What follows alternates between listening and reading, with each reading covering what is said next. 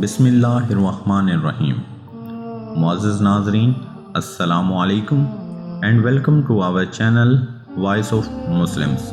دوستو، ایک صاحب اپنا واقعہ بیان کرتے ہیں کہ چند دن پہلے کی بات ہے کہ میری گاڑی کا ٹائر پنچر ہو گیا تو میں راستے میں آنے والی ٹائر ورکشاپ پر رک گیا۔ رات کے 10 بج چکے تھے۔ اس وقت ایک لڑکا گاڑی کو پنچر لگانے کے لیے موجود تھا اور مجھ سے پہلے وہاں پر ایک ہی بندہ موجود تھا جس کی کار کو پنچر لگایا جا رہا تھا۔ میں اس دوران گاڑی سے نکل کر وہاں پر موجود کرسیوں پر بیٹھ گیا۔ پنچر کی دکان کا بوڑھا مالک پہلے سے وہاں پر موجود حقہ پی رہا تھا۔ حقہ دیکھتے ہی میری طبیعت بے چین ہو گئی اور میں نے بے تکلفی سے کہا، واہ انکل، مزہ آ گیا۔ میں نے اس کے حقے کو دیکھتے ہوئے کہا، کیا میں بھی سوٹھا لگا لوں؟ وہ ہنس کر بولا، ست بسم اللہ۔ انہوں نے حقہ مجھے تھما دیا اور میں نے پہلا ہی کش لگایا تھا کہ کھانسی کا دورہ پڑ گیا۔ وہ مجھ سے مخاطب ہو کر کہنے لگے، بیٹا جی، حقہ پینا مزدوروں کا کام ہے، یہ کوئی سگریٹ نہیں ہے۔ حقے کے لیے پھیپھڑوں میں جان ہونی چاہیے۔ اب کون سی جان انکل جی؟ میں نے کہا تو وہ میری بات سمجھ گئے۔ واقعی پہلے والی ورزشیں اور جان کہاں پتر جی۔ اس کی عمر 80 سال سے زیادہ تھی۔ گھنی اور بھاری مونچھیں، سینہ چوڑا، بدن کثرتی اور تہبند پہنا ہوا تھا۔ بار بار ایک لفظ بولتا تھا، اللہ دی شانہ ویکھو۔ یہ بات اس کی تکیہ کلام تھی۔ اس سے بے تکلفی شروع ہو گئی اور پرانا زمانہ یاد کرنے لگے۔ دیسی لوگوں کی دیسی باتیں۔ باتوں ہی باتوں میں انہوں نے مجھے ایک حیران کن واقعہ سنا دیا۔ حیران کن اور ناقابل یقین واقعہ جسے سن کر کسی کو بھی یقین نہیں آئے گا۔ یہ واقعہ اس کی زبانی سنیے۔ وہ کہتا ہے کہ میں اس وقت 10 سال کا تھا۔ سمجھ لو کہ 70 سال پہلے کی بات ہے۔ میرے باپ دادا سرگودا کے رہنے والے تھے۔ رب دیاں شانہ ویکھو، میرے دادا اس وقت 100 سال کے تھے جب انہوں نے مجھے یہ واقعہ سنایا۔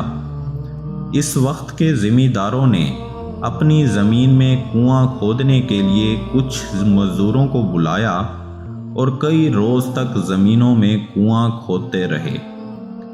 کنواں کافی گہرا ہو گیا، پانی نکلنے کے قریب ہی تھا کہ اچانک کنویں کے ایک جانب سے مٹی کھسک کر کنویں کے اندر گر گئی اور ایک مزدور اس میں دب گیا۔ باقی مزدوروں نے شور مچایا کہ ایک مزدور مٹی تلے دب گیا ہے۔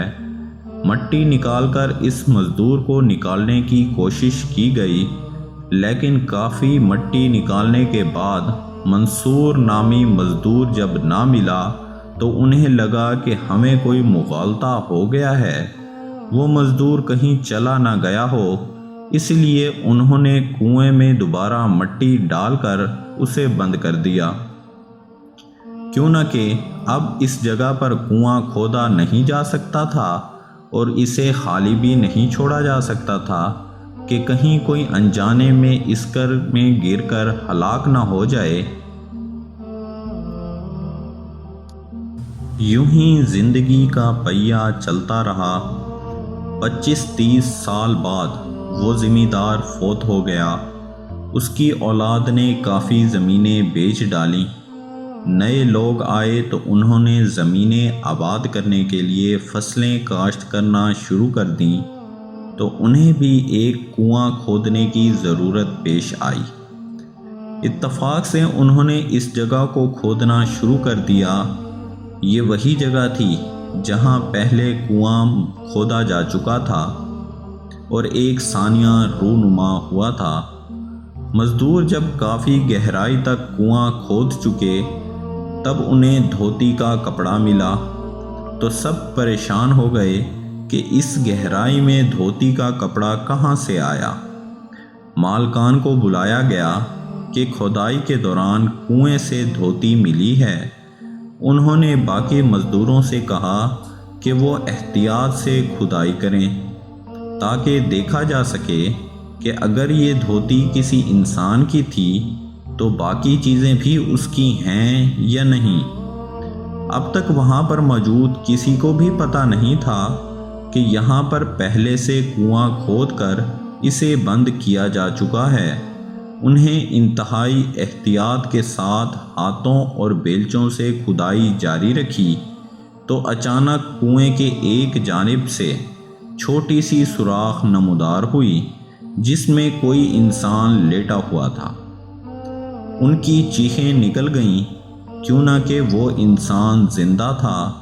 اس کی سفید داڑھی اس کے ناف تک بڑھی ہوئی تھی اور سر کے بالوں سے اس کا چہرہ چھپا ہوا تھا۔ پہلے تو وہ سمجھے کہ شاید یہ کوئی جن بھوت ہے، لیکن جب مزدوروں نے مالکان کے ساتھ مل کر اس کو ہاتھ لگایا تو اس کے سارے بدن کا گوشت پلپلا ہو چکا تھا۔ اس نے جب اتنے انسانوں کو دیکھا تو بے ہوش ہو گیا۔ اسے کنویں سے باہر نکالا گیا تو پورے گاؤں میں یہ بات پھیل گئی۔ کسی سمجھدار انسان نے انہیں مشورہ دیا کہ اسے روئی میں لپیٹ دیں، کیوں نہ کہ اس انسان سے ہوا اور موسم برداشت نہیں ہوگا، کیوں نہ کہ نہ جانے یہ کب سے یہاں پڑا ہوا تھا۔ اسے 10 دن تک انتہائی نگہداشت میں رکھا گیا۔ روئی پہ دودھ لگا کر اس کو چٹایا جاتا رہا۔ 10 دن کے بعد جب وہ انسان کافی ہوش میں آ گیا تو اس نے انکشاف کیا کہ بہت عرصہ پہلے یہاں پر کنواں کھودتے ہوئے وہ مٹی میں دب گیا تھا۔ پرانے لوگوں سے جب پوچھ گچھ کی گئی تو ان میں سے ایک مزدور مل گیا جو اس وقت حادثے کے دوران موجود تھا۔ اس نے تصدیق کی کہ ہاں ایسا واقعہ ہوا تھا اور ایک منصور حسین نامی مزدور لاپتہ ہو گیا تھا۔ لیکن آخر یہ کیسے ہو سکتا ہے کہ 35 سال تک مٹی تلے دبا ہوا انسان زندہ کیسے ہو سکتا ہے؟ انسان کو زندہ رہنے کے لیے تو ہوا، پانی اور خوراک کی ضرورت ہوتی ہے۔ یہ بڑا حقیقت پسندانہ سوال تھا کہ آخر کار کوئی شخص بنا پانی، بنا خوراک اور بنا ہوا کے کیسے زندہ رہ سکتا ہے؟ اس آدمی نے سنا تو کہا کہ میں ہی منصور حسین ہوں۔ اس نے کہا کہ یہ اللہ کی شان ہے کہ وہ پتھروں میں بھی مجھے رزق پہنچاتا تھا، کہ وہ منوں ہزاروں مٹی تلے بھی مجھے رزق پہنچاتا تھا۔